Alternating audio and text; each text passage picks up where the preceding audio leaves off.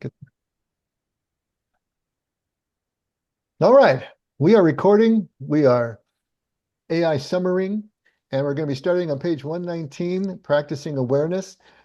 Before I dive in, is there any old business, anything left over from last week that y'all would like to bring up, talk about, develop further?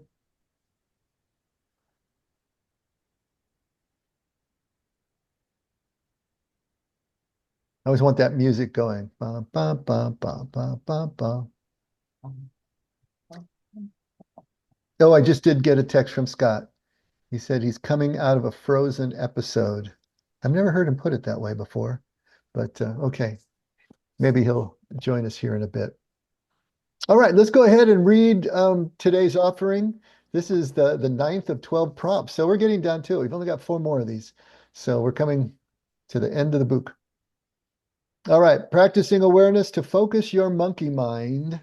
You often need to pay attention to one thing, almost like a kindly stare at something, until you can feel your mind and emotions settle down. With your senses, not so much your mind, focus on one single object, like a brick, a chair, a plant, a coffee cup, until you stop having any feelings about it, fighting it, or resisting it with other concerns. You must choose not to judge the object in any way, attach to it, or reject it as meaningless, like it, dislike it. Those reactions merely reflect the ego's need to categorize, control, and define itself by preferences. Listen to the object and allow it to speak to you. Speak back to it with respect and curiosity. In this way, you can learn to stop objectifying things as merely for your own consumption or use. You are learning to allow things to speak their truth to you as a receiver instead of the giver. This will lead to the beginnings of love for the object and a sense of loving kindness within yourself toward that object. You will thus learn to appreciate and respect things in and for themselves, and not because they benefit or threaten you. This should lead to a kind of subtle, simple joy in the object and within yourself, and to a calmness in your body and mind. You should experience a contented spaciousness and silence that is a form of non-dual consciousness. The concrete, loving consciousness of one thing leads to pure consciousness, or what many call objectless, or objectless, I guess, consciousness of all things. It will feel like your movie screen just widened considerably. Okay, any initial thoughts? Anything stand out?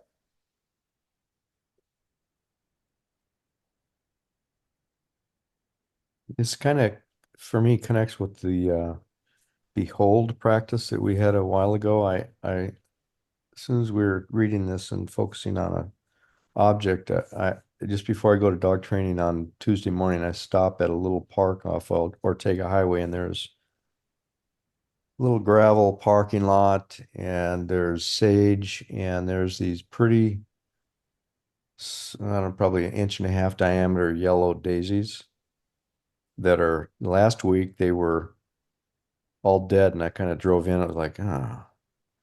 This past Tuesday, I drove in and they were bright and it's a bunch of new ones. And that just kind of zeroed me in, like what you're talking about, focusing on an object.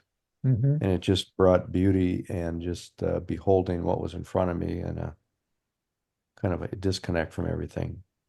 Just set my emotions in a nice place. Mm-hmm. And did you listen to the object and did you speak back to the No, I object didn't. I with listened to the birds. respect and curiosity? There were a layer of birds that were all around me and they were just singing away. That's the paragraph that kind of jumped out at me, you know. Yeah, speak back to the object with respect and curiosity. If that's your coffee cup, you know. Well, we'll talk about that a little bit. Anything else? It reminds me of like if, let's say, a dog or a cat is like, that monkey brain, or even a baby that's crying and screaming, and you gently just rub the back or rub something and pet, and it eventually calms down because that's the monkey brain that we are calming. Mm-hmm. That's what I thought of. That's good. Yeah, so obviously this is going to be at a moment when you're really feeling scattered, you know, when you're really feeling ADD, thoughts are bouncing all over the inside of your skull like popcorn maker. And so how do you focus your monkey mind? Well, he says you often need to pay attention to one thing. So, that's the trouble with the monkey mind. It's trying to look at everything at the same time. Truth of the matter is, you can only do one thing at one time. You can only focus on one thing at one time. Um, but they're firing so quickly. So to bring that back, focus it down on one thing. Bring it down to that focus. Um, Almost like a kindly stare at something until you can feel your mind and emotions settle down. So kind of like what Bill was talking about, this thing catches his attention, he focuses on it, and everything kind of comes to ground, right?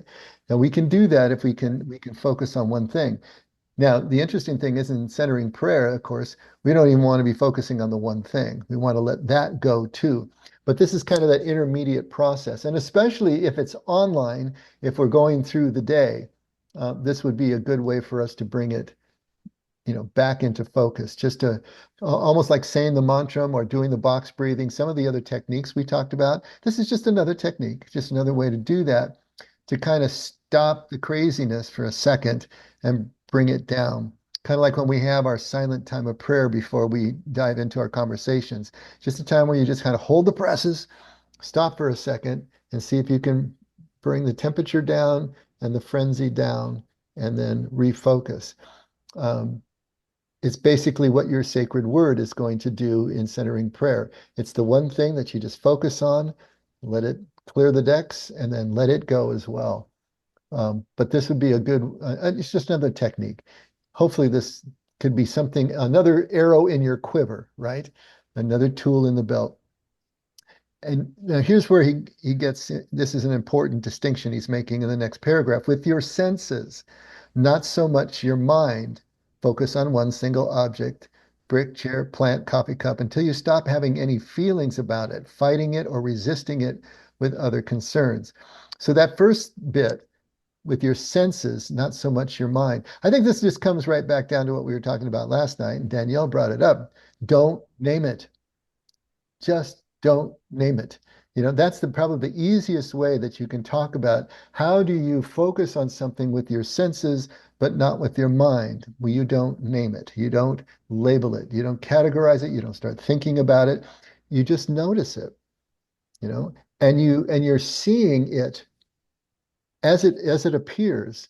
You know, Remember when if you're trying to draw something and they'll tell you to, if you're drawing from a picture of something, you turn the picture upside down and then you draw what you see and then you turn it back right side up. And it's amazing how accurate it'll be because you're not thinking about it anymore. You're not thinking about trying to get it right. You are just penciling in what you actually see. It's going to be along those lines. Just notice what you see and don't try to think about it. Don't try to name it. So that's a real important distinction as we're doing this, because what we're trying to do is to stop the thought process, the runaway train of our thought processes. And we can't do that if we're just adding to it by continuing to think about this one thing that we're trying to focus on now. Until you stop having any feelings about it. Okay, I don't know how you feel about your coffee cup or a brick, but whatever it is that you focus on, what is it that's still roiling you? That you're using that to just kind of allow everything to come to ground, all the dials to kind of come back down again. And so you're just waiting. You're just allowing this time to elapse, kind of like honoring the silence, right? And you don't have any feelings about it. You're not fighting it or resisting it with any concerns. In other words, you're letting go of your attraction to or your resistance to, letting it go of preferences and anything else. Just see it. Just notice it. You're not attached to it. You're not rejecting it. It's just there.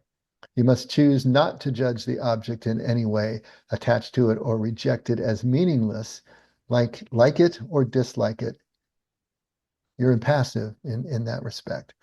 Those reactions merely reflect the ego's need to categorize, control, and define itself by preferences. Now, we are doing this constantly. We're always having these reactions, whether they're positive or negative, and we're always judging and categorizing. That's all the mind does. And it does it really well, and it does it constantly, 24/7. So what we're trying to do is become aware of that process and let it go. Just wait until it passes by focusing on this one thing without naming it. So we're trying to stop the usual processes that the mind is going through all the time by first becoming aware of it, and then secondly, by working against it. Once again, awareness, opposite action, right? Those are the two tools that we have. Then this paragraph, listen to the object and allow it to speak to you. Speak back to it with respect and curiosity. In this way, you can learn to stop objectifying things as merely for your own consumption or use. Now, I wasn't taking this literally myself. I don't know how Richard meant it, but I wouldn't think that you would actually speak to your coffee cup. Make sure you're alone if you decide to do that. All right. But the idea of just entering into this kind of space with it, in other words, instead of projecting on the object what we think we know about it and how we feel about it, we're going to let it go the other direction. What do we actually see in this object? Let the information flow in and not be imputed outward. I think that's really where he's going with this. And that's going to take us beyond attachment or aversion, or even any sense of superiority or anything else that may be going on. Just let it all go, but reverse the flow of information. It's not going from us to the object. We're letting the object speak for itself by just noticing it, really noticing it. If it's your coffee cup, it's probably the same coffee cup that you ritually use every morning. You've seen it a million times. You think you know it so well. But if you just stop and look at that thing, look at the texture of it. Look at that crack that you never noticed before that's starting to form, and maybe it's whatever is printed on there, and it kind of speaks to you all over again. Let it speak to you. I think that's what he means by listening. And in this way, you can stop objectifying. You're connecting with it now. It's not just a tool that you use for something. It is just its own thing. And it has every right to be in that room with you or wherever you happen to be, as you do, right? Everything belongs, Mhm. as Richard loves to say. You're learning to allow things to speak their truth to you as a receiver instead of the giver. We're not all the ones constantly pouring out. We're going to stop that flow and let it come back in. And this will lead you to the beginnings of love for the object and a sense of loving kindness within yourself. Um, I think this idea of don't name it comes back into play, but in the sense that the Jews, if you had the permission to name something, it meant that you were showing your dominance over it. Parents got to name their children. That showed their dominance over the children, right? Adam was allowed to name everything in the garden. That is their symbolic way of saying that Adam had control. Mankind had dominance over the animal kingdom. And so if we're naming the object that we're trying to focus on, then we're still exerting our dominance over it. And we want to let that go, let it flow in the other direction. And this idea of starting to have love for the object and a sense of loving and kindness toward the object, that may sound a little strange if it's a brick or a coffee cup, but I think if we go right back to the definition of love that we've been using, which is identification with the other, then here's the same thing. We are just identifying as a fellow object, right? We're not imputing anything about this relationship. We're just going to identify with it and establish, that we all belong in this space together. And that identification itself is love. That's what love is. It's identification with the other, from which then flows loving behavior, from which then can flow affection and devotion and other feelings. But it's important for us to kind of read between the lines of what it is he's saying there. Otherwise, it kind of sounds like spiritual babble. And I want to get it into something concrete that we can actually use. Also, let me jump over here. And can you see the screen? Yeah. So here's Yes. a page of mindfulness exercises, and I'll attach this to the email for tomorrow um, because a lot of these are pretty good. Mindful breathing, we talked about breathing last week or the week before. But here's mindful observation. So listen how this is pocketmindfulness.com. Listen how they kind of have the same sort of exercise here. This exercise is simple but incredibly powerful. It is designed to connect us with the beauty of the natural environment, something that is easily missed when we are rushing around in the car or hopping on and off trains on the way to work. Choose a natural object from within your immediate environment, kind of like Bill's flowers, right? And focus on watching it for a minute or two. This could be a flower or an insect, clouds or the moon. Don't do anything except notice the thing you are looking at. Relax into a harmony for as long as your concentration allows. Look at it as if you were seeing it for the first time. Visually explore every aspect of its formation. Allow yourself to be consumed by its presence. Allow yourself to connect with its energy and its role and purpose in the natural world. Do you hear how all of that is what Richard Rohr said in more poetic and, Mhm. and symbolic ways? It's the same thing. So this is just, I think, more practical speak, but make the connection to what's happening here to what Rohr is saying. You know, um, relax into a harmony for as long as your concentration allows. Mhm. You know, visually explore every aspect. Allow yourself to be consumed by its presence. That's loving it, feeling that interior loving kindness. You see how that kind of works. And that Mhm. sort of dovetails with this mindful awareness. This exercise is designed to cultivate a heightened awareness and appreciation of simple daily tasks and the results they achieve.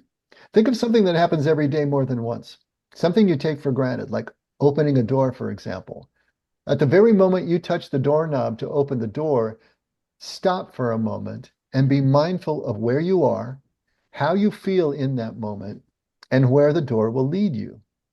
Similarly, the moment you open your computer to start work, take a moment to appreciate the hands, your own hands that enable this process, and the brain that facilitates your understanding of how to use the computer.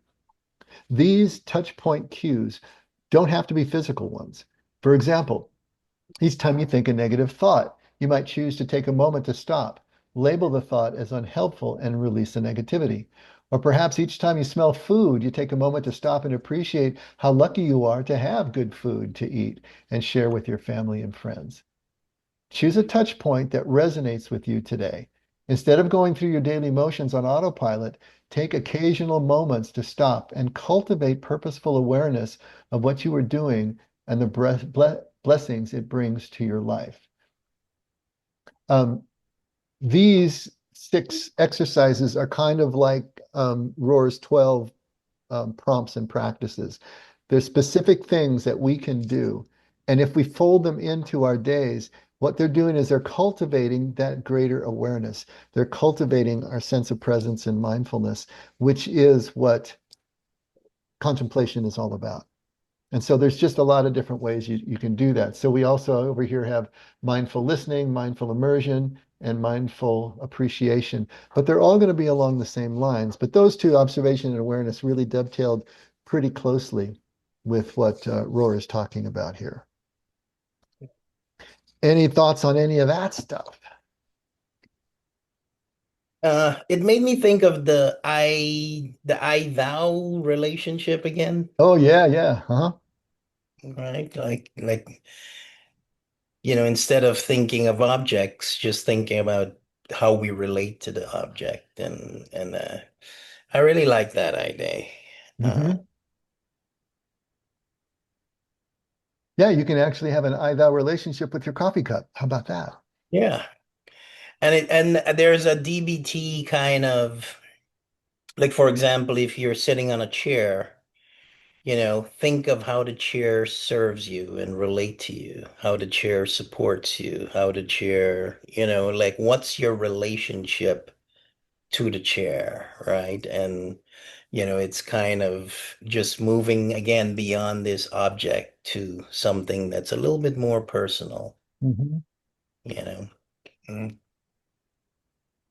And even this last one, mindful appreciation, kind of along the lines of what you're talking about. In this last exercise, is all you have to do is notice 5 things in your day that usually go unappreciated. These things can be objects or people. It's up to you. Use a notepad to check off 5 by the end of the day. The point of this exercise is to simply give thanks and appreciate the seemingly insignificant things in life, the things that support our existence, but rarely get a second thought amidst our desire for bigger and better things. For example, electricity powers your kettle. The postman delivers your mail. Your clothes provide you warmth. Your nose lets you smell the flowers in the park. Your ears let you hear the birds in the trees by the bus stop.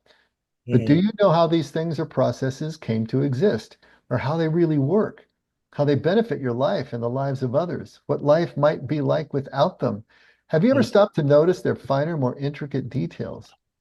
Once you have identified your 5 things, make it your duty to find out everything you can about their creation and purpose to truly appreciate the way in which they support your life. So now you go back to Google or AI and do a little research and you find out, how does electricity work? And then you find out nobody knows.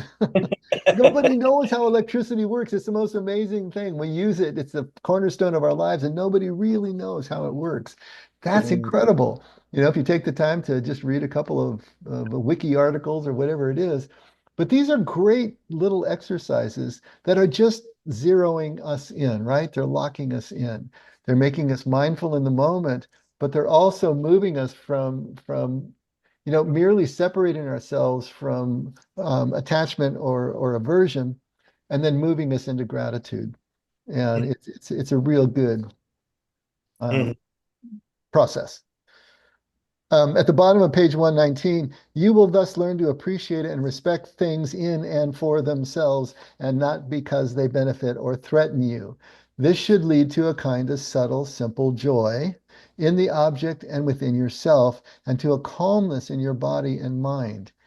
You should experience a contented spaciousness and silence that is a form of non-dual consciousness. So last night and Sunday, we were talking about this, and we were talking about it in terms of awe, right? And so we were talking, okay, what is awe? And I know that we dealt with this on Sunday, but some of you weren't there. And I think just a quick read through what I read on Sunday, just so we can make that connection. Because even if it's the smallest, most insignificant thing, you know, Bill's flowers, or the birds in Marion's aviary in the backyard, even though they may be small things, and we talked about the vast things as well, they can still take us to that place of awe if we will let them. We participate in awe. 2 people can have the same experience at the vista point at Yosemite, and one can move into an awe encounter and the other does not. It depends on us. We have to participate in this. But awe arises in encounters that are vast or beyond a person's current perceptual frame of reference. Vastness can be physical, perceptual, or semantic. That means it's actually a physical encounter you're having, something that you are just watching, like a video, or semantic. It's words, it's a story you're hearing, or something that's being told to you. And requires, and here's the key, it requires that we challenge what we currently think we know to make sense of what is being perceived. Awe engages 5 processes: shifts in neurophysiology, a diminished focus on the self, which is absolutely huge, increased pro-social relationality and greater social integration, and a heightened sense of meaning, all benefiting well-being. And I think all of that really flows from that diminished focus on self. Those other 3 flow out of that, because when our self gets out of the way, we are connected.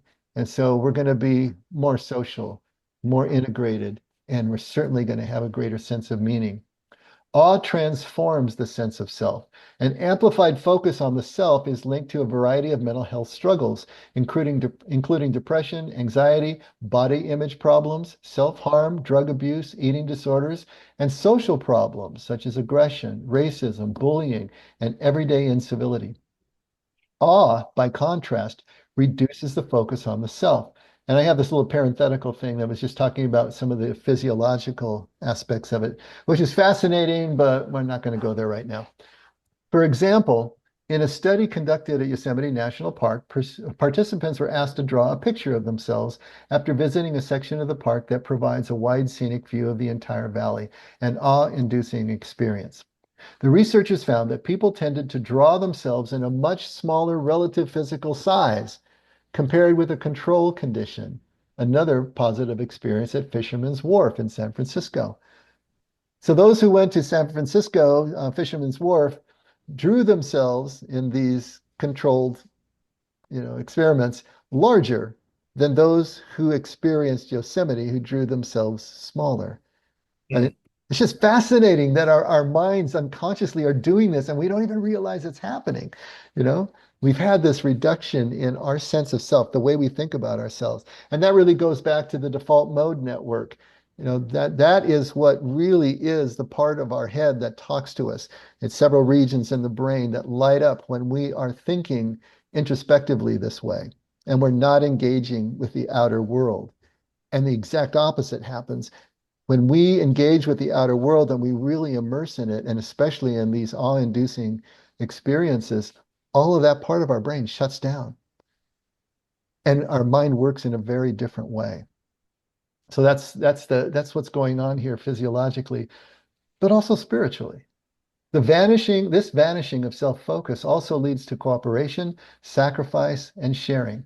A series of studies found that people experiencing awe tend to be more generous in economic gains, to prefer a more equal distribution of resources, and to be more willing to volunteer their time to charity compared with other positive emotions. And they in the study, they made the distinction between awe and other positive emotions like joy. There is a distinction between them. In a study examining whether awe would influence altruistic behavior, after looking up at a grove of towering eucalyptus trees, an awe condition, or looking at a tall building, a neutral condition, after the awe induction, participants were more helpful toward the experimenter. That is, they picked up more pens and reported feeling less entitled compared with the neutral condition. Hmm. Relevant empirical evidence has consistently found that such pro-social relationality elevates well-being and might even boost life expectancy. Hmm. Cool stuff. Cool stuff. And so, really, what the spiritual process is about, what spiritual formation is about, what contemplative practice is about, is serial awe induction. You can put that on your fridge. Serial awe induction. That's all we're doing. We're trying to recreate as many awe-inducing encounters as we can and just keep coming back to it over and over again, keeping ourselves in that state of awe as much as we possibly can. In other words, we want to be like kids who are always in a state of awe, right? The real little ones, the ones that are in kingdom, the ones that are kingdom according to Jesus. I mean, they're always babbling on about something and pointing at something, and just everything is awesome because that's where they live. And that's what we're trying to do too. More and more, we're trying to live in that awesome space. Because when we do, we are losing our life so that we can actually find our life.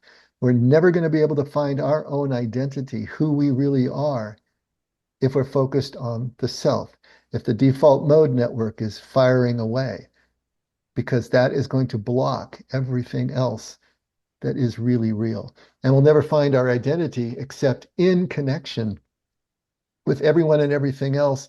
And of course, ultimate reality, which we call God. That's the only place we'll find who we are and why we're here. And we have to be out of the way in order for that to happen. Just like, what was that line? Uh, William, we're talking, God only comes to visit when we're not there. Mhm. God only comes to visit when we're not home. Mm, It's like that. Exactly like that. mm, Okay, back to Rohr. This should lead to a kind of subtle, simple joy in the object that you're considering and within yourself, and to a calmness in your body and mind. You should experience a contented spaciousness and a silence that is a form of non-dual consciousness. The concrete, loving consciousness of one thing leads to pure consciousness, or what many call objectless consciousness of all things. It will feel like your movie screen just widened considerably. Mhm. So this last bit that I wanted to give to you, it's a bit of a long read, and I really tried to cut it down, but it's almost like we needed most of the pieces. Um, but let's just jump into it. And I don't know if you've ever heard about this. I ran across it years ago, and it just captured my imagination back then. And I tried it a few times, but I never really got into it. But it's going to so dovetail with everything we're talking about on a completely different level, but it's really doing the same thing to our minds and our brains that we're talking about here. So let me start reading. I'm only going to read the highlighted portions, and let's see how far we get. Um, for a long time, and that's Nelson Zink and Stephen Parks, who are two PhD psychoanalysts, psychotherapists, who had an interest in trying to really get their minds around consciousness. What does consciousness really mean? So for a long time, we've had a keen interest in what is variously referred to as flow, peak, or optimal experience. Those moments when actions and thoughts are unusually smooth, clear, and effortless. We seem to shift into higher gear. Time slows, and an almost magical feeling of control is accompanied by an oceanic sense of union with everything around us. In religious contexts, the vocabulary is different, and we hear of flashes of insight or clear vision, brilliant light, epiphanies, right? Like we were talking about last night. Saul on the road to Damascus was such an example. In recounting events of sudden realization, many individuals give visual reports of the moment of enlightenment. I suddenly saw the answer. It all came clear to me. Or I saw with crystal clarity that. Most people are familiar with this kind of high, at least in secular contexts. You might have felt it on the golf course, working in the garden, or doing a crossword puzzle. The sudden feeling of being in absolute control, a feeling like you know what's going to happen before it happens. You're so totally engrossed in the activity that your eyes seem to open a little wider as visual data streams into your brain, flows through the realm of ideas, and floods into action, as if the three things were different aspects of one unnamable thing that connects you and the putter or the roses to be pruned or the clues to 36 across and 14 down. Stop and think about what you're doing, and the spell is broken. The whole brain engagement with the outside world interrupted by conscious involvement. See where this is? I mean, everybody is saying the same thing. You know, we're talking about when you're in that flow, your default mode network is gone. It's shut off. You're just in the flow. You're completely connected. You start to think about it and it's over. You name it and it's over. The whole brain engagement with the outside world is interrupted by conscious involvement, thinking again. The ball slices into the woods. The thorn that a moment ago caressed your fingers now draws blood. We knew that individuals' reports of intensely joyful experiences often revolved around a change in visual perception, and theorized that the converse was also true, that a change in visual perception could engender peak experiences. So you see where they're going with this? When you're having a peak experience, you're seeing things different. So if we can see things different, maybe we can have a peak experience. The first step was to review the science of vision. I know this is going to get a little egg-headed, but if I don't read it, what comes next won't make as much sense. The retina of the human eye is composed of three distinct areas: the fovea, macula, and peripheral regions. Each area performs a distinctive visual function and contributes to the sense we call sight. Because these different functions operate simultaneously and blend into each other, they aren't normally consciously differentiated. The fovea is a small circular pit in the center of the retina, packed with an unbelievable concentration, 160,000 cells per square millimeter, an area about the size of a head of a pin. Can you imagine that? Unbelievable concentration of color-sensitive receptor cells called cones, each with its own nerve fiber. The fovea enables the average person to see most sharply within a circle less than 1/8 of an inch in diameter at a distance of 12 inches from the eye. So if you think about an eighth of an inch circle and you hold it a foot away from your eye, that's where the fovea is seen most clearly. And that is the best vision that we have. Surrounding the fovea is the macula, an oval body mostly composed of cones. Macular vision is quite clear, but not as clear and sharp as foveal vision because the cones aren't as closely packed as they are in the fovea. We use the macula for reading or watching television, among other things. Moving away from the central portion of the retina, the character and quality of vision changes radically. The capacity to see color diminishes as the color-sensitive cones become more scattered.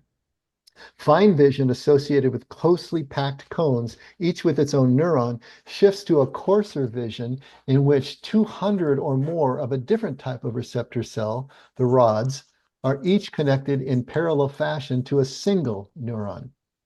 The effect of the connections between rods is to amplify the perception of motion and light while reducing the capacity for distinguishing detail.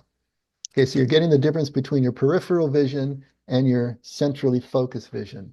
For our purposes, we began to think of the retina as divided into two areas, the fovea and macula, both with higher concentrations of cones, and therefore the province of central vision, and the periphery, where rods predominate. In short, central and peripheral vision. A quick way of understanding the coverage of these two regions of sight is to extend your fists arm's length in front, side by side. So that would be like this, at arm's length. They cover the approximate area normally seen with central vision, and all the rest of the visual field is largely rod mediated and therefore peripheral. So whenever we look at anything, what we're doing is we're trying to put that thing in the center of that circle, which is our cone-dominated macular and foveal vision. Everything around that is peripheral vision. So we're constantly moving our eyes to put that circle of focused vision on whatever it is we want to look at. Most people in industrialized countries have come to rely almost entirely on focused sight. Our culture's dependence on focused vision has deprived us of the mental processes which accompany peripheral vision. We don't even have an adequate descriptive vocabulary for peripheral abilities. And this was one of the more troubling aspects throughout our investigations. Our culture has little understanding, appreciation, or experience with peripheral vision.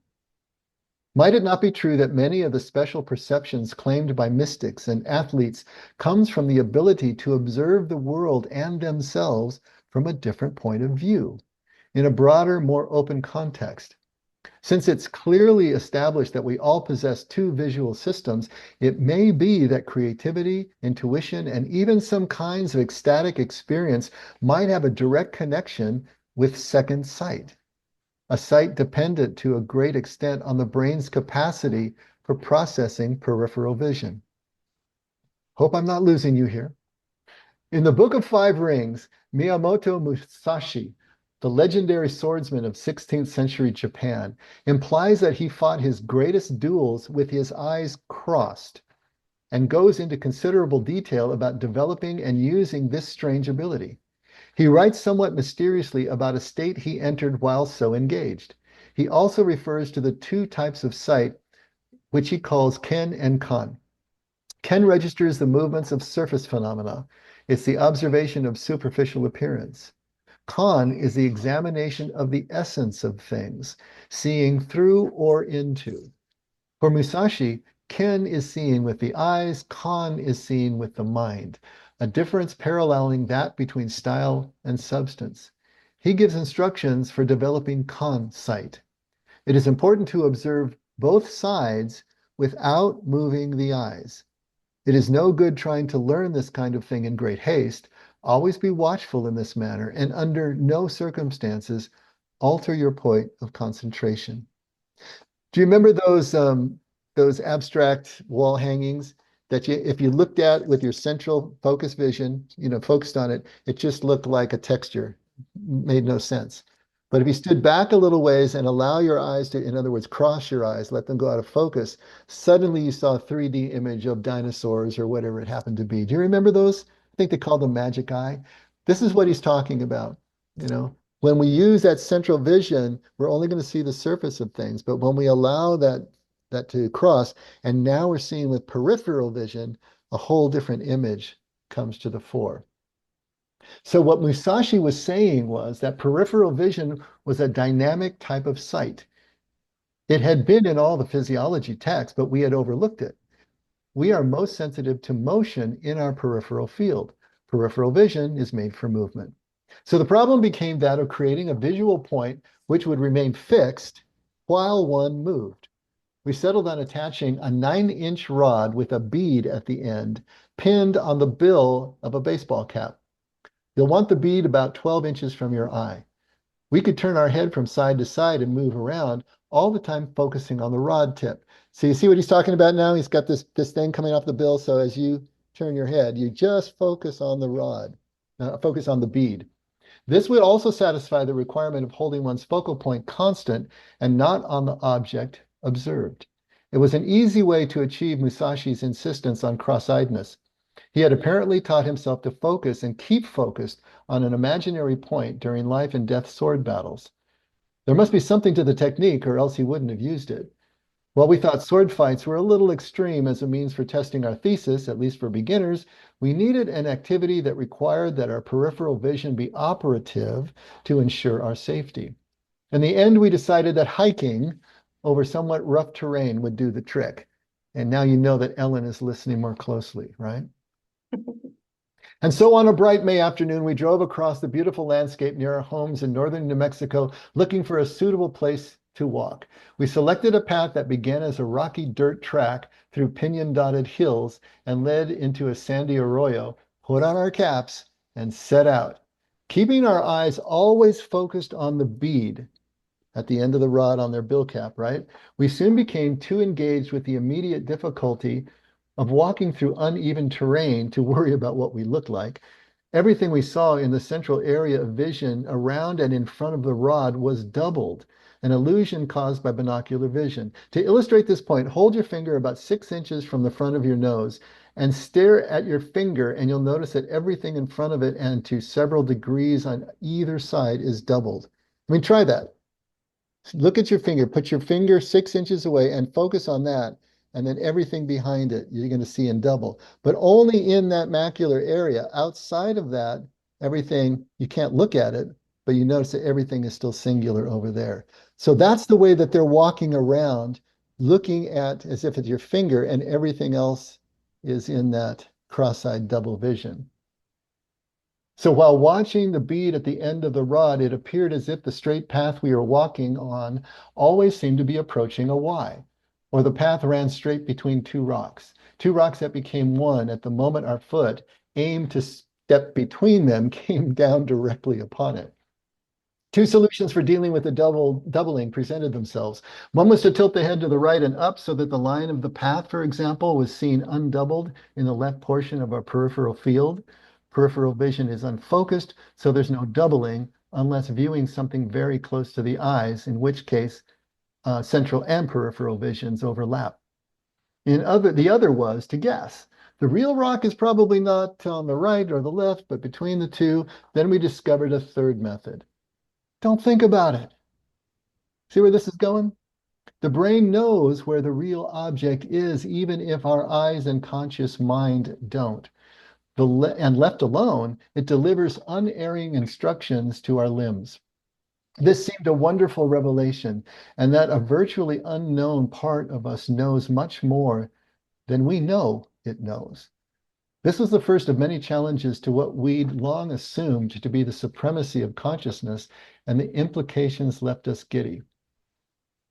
In the beginning, disoriented and functionally blind, we made our way cautiously along an old Jeep trail.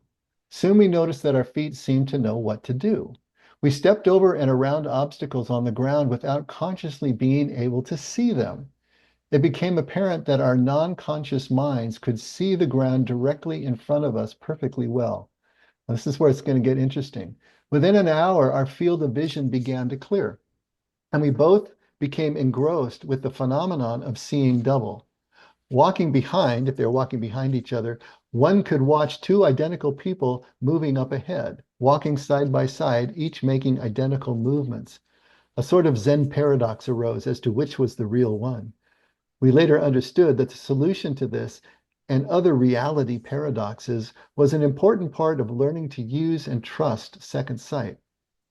As we walked, we began to notice that other senses, such as hearing, balance, and touch, naturally expanded and became more acute, as if we'd gradually become conscious of the peripheral regions of these senses too. Concurrently, the perception of weight shifted lower in our bodies to the hips and on down to our feet. After a couple hours of walking along the road, we began to experience a deep sense of relaxation. We noticed our hands had warmed considerably, an indication that stimulation of the parasympathetic nervous system was somehow related to the experience of second sight. Each time we have walked, probably 100 times by now, a sense of deep calm has been experienced. It took a while to understand what was going on, but our theory is this. Walking while relying only on second sight requires that the conscious mind trust the non-conscious. And this intermind trust is the essence of relaxation itself. On the next few outings, we picked steeper grades and rougher terrain. We found that we could easily control fatigue and pain by using an application of will, focusing attention on the tired body part, for instance, and moving the discomfort off to the edges of awareness, virtually the same process as moving our attention about in the great field of peripheral vision without moving our eyes. In our reading, we had been reminded that in darkness, peripheral rod vision is far superior to focused or cone vision. Night vision relies almost entirely on rods, which, because of their neural connections and physical makeup, are very sensitive to light. Rods need about 30 minutes of dark or dim red light to activate fully, and then it is claimed they have the capacity to detect a single photon, the equivalent in clear air of detecting the flame of a candle that is 10 miles away. They're saying that our eyes can do this. If you've ever done astrophotography, and you're going to work with a telescope in a dark sky, you'll have to do that. You use that red light, and you need to wait a half an hour or so before your eyes are fully able to really bring in the light.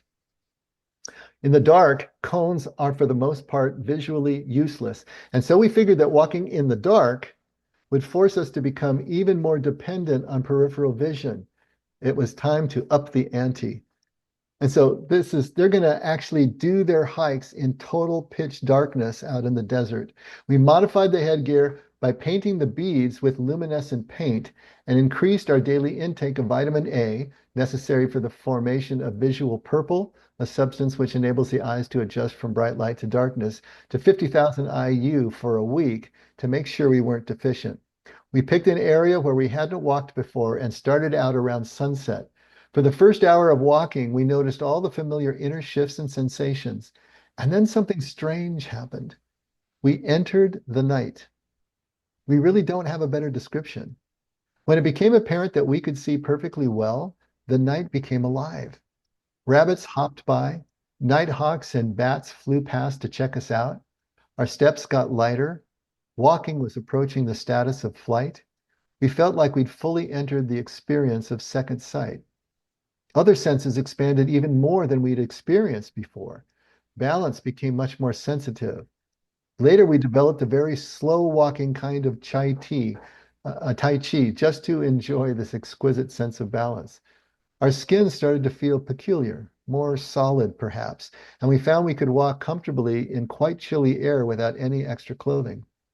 Probably due to our increased ability to concentrate and the air qualities of night, hearing and smell were vastly improved. And as we became proficient at seeing in the dark, we found that we could run down arroyos and climb steep banks in the dead of night, all while focusing on the luminescent beads. With the calm of night walking, we discovered that anxiety and fear of the dark, so common in our culture, are effectively eliminated.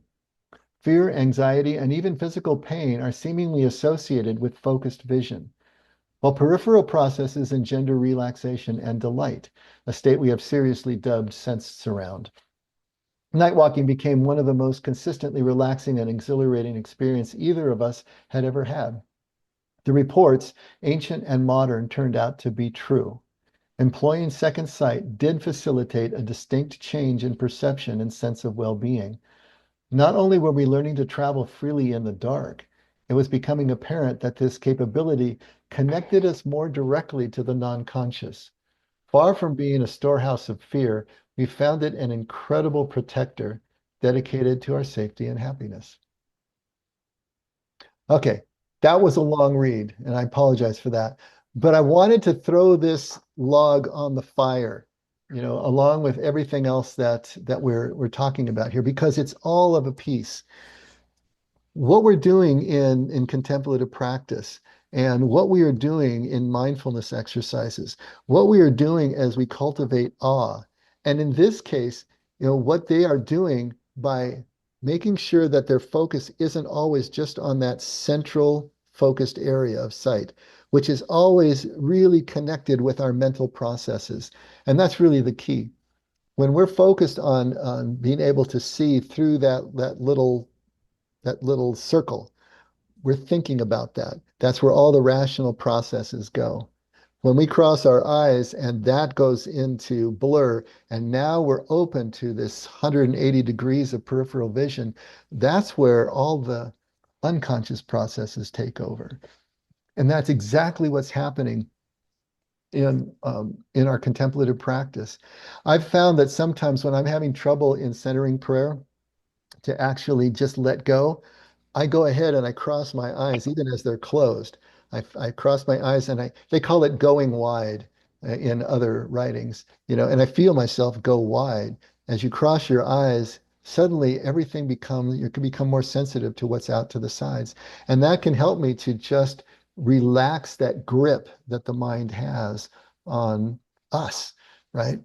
And so here they're going about it the exact opposite way. If we can learn to see differently physically, then we can bring ourselves into that same place. The mindfulness exercises, these prompts of Richard Rohr, are really trying to get us to do the same thing. Here's things that you can do, the result of which will be to move into that wider space, that more expansive space. And so that's why we do the things that we do as structured and as disciplined as we can, because we're practicing more and more at getting out of that strict sense of self and into an experience of awe, which changes everything.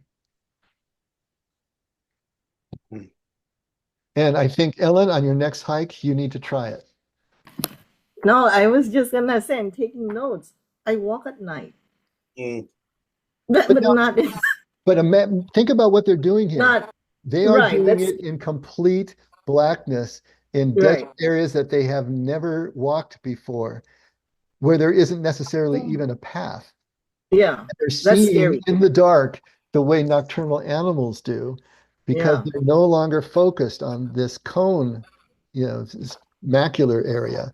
They're letting the rods take over. I mean, that's amazing. It's like having night vision goggles on, and they were able to do it. They actually, I don't know if they're still in business now, because this goes all the way back to 1989, I think, when they were doing these active studies. But they were doing retreats and they were doing sessions, and they were training people how to do this. And they said it really only took about 12 hours, 4 sets of 3 hours, and people were adept at this, and they're running around in the dark like everybody else. And I don't know if they're still doing those type of retreats, but um, it's something that we can learn to do if you so chose, I suppose. But rather than taping a rod to your baseball cap, I mostly wanted you to be able to get the connection here of what we're talking about, because all of this stuff is trying to take us to the same place. What the mystics experienced is going to be along the same lines of what we experience when we're just looking at a flower and it just captures us, or looking at a sunset. But to be able to move ourselves into that space and not rely on outside combination of circumstances to take us there naturally is really the key. Because more and more we want to live in that place of serial awe induction. And we got to practice. There's no other way to do it. when you were talking about the crossing of the eyes, I used to do that as a kid. I would go to look at the Christmas tree, and I remember this with my grandparents. The first time I did it, I crossed my eyes, and the Christmas tree was even more beautiful because all the lights were like blurry. And so every now and then I do that.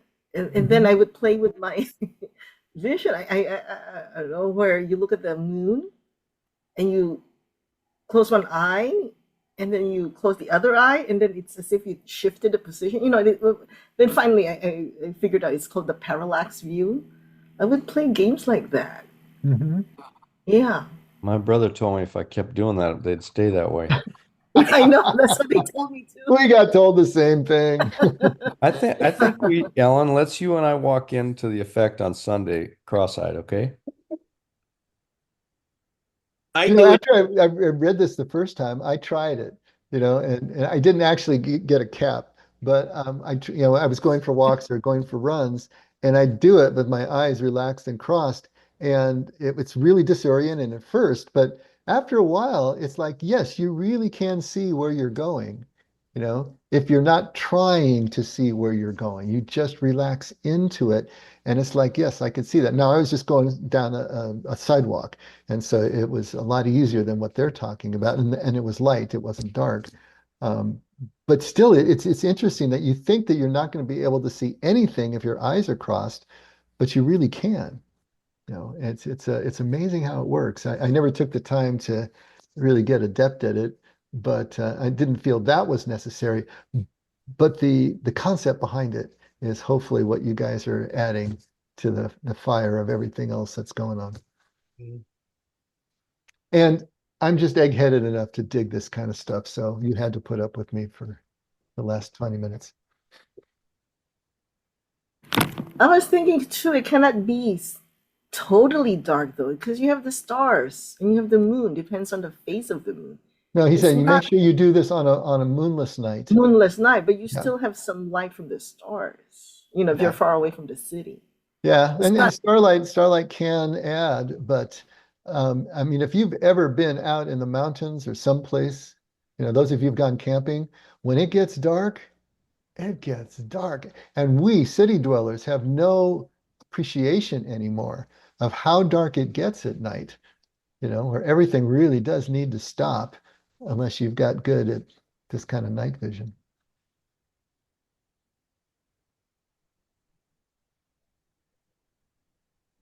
All right. So all of this out of, what he's talking about here in terms of practicing awareness, you know, that's what contemplation is about, is practicing of awareness. So use whatever techniques work for you, but bring yourself back to awareness and keep doing it during the day. Find your own ways of bringing yourself back and getting into that place of object-less awareness, or however you want to conceive of it, but bring yourself back over and over again to that place of awe, that place of connection. That's the key. All right. Any last burning desires before we close here? All right, we got 3 more of these before we start the next book. So we're getting down to it. All right. Well, we don't have Scotty to kick around tonight. Danielle, you did such a great job last week. Would you close us in prayer, dear? Oh, we're thankful for the connection, for bringing us all here tonight. And we ask that you bring us all into a mindful awareness of the seemingly insignificant moments in our lives, the connections that often go unnoticed. We ask that your spirit draw us into awareness. Thank you is our prayer. Amen. Amen. Thank you, dear. And thanks, everyone. Good job. I know you did mostly listen tonight, but thank you for being so attentive. See you on Sunday. Thank you, Dave. Bye. Good night. Good night.